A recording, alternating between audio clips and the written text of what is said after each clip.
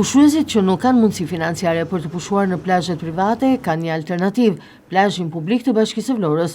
Për momentin është vetëm një, ai pranë ish Akademisë së Marinës, por në fakt ky plazh nuk t'i ofron të gjitha kushtet. Ka çadrat, por nuk ka shezlonët. Por nuk është vetëm ky problemi.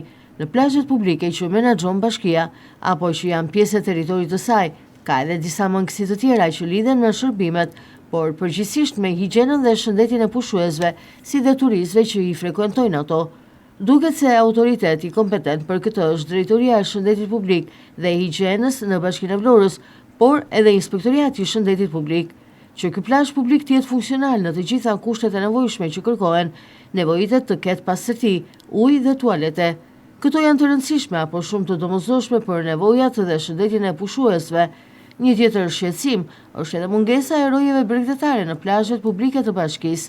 Eksperiencat e viteve të kaluara na kanë ndeshur me ngjarje të rënda të cilat kanë marrë edhe më pas jetë njerëzish, ndaj edhe frika ekziston në çdo kohë dhe moment gjatë sezonit turistik. Edhe këtë vit plazhet publike në Vlorë nuk kanë roje bregdetare.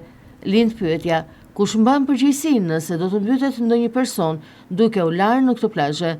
Thirrja e hapur nga Bashkia e Vlorës për vrojtues plazhit të shtoi, pasi nuk kishte asnjë aplikant, por gjithsesi kjo situatë duhet të zgjidhet me patjetër.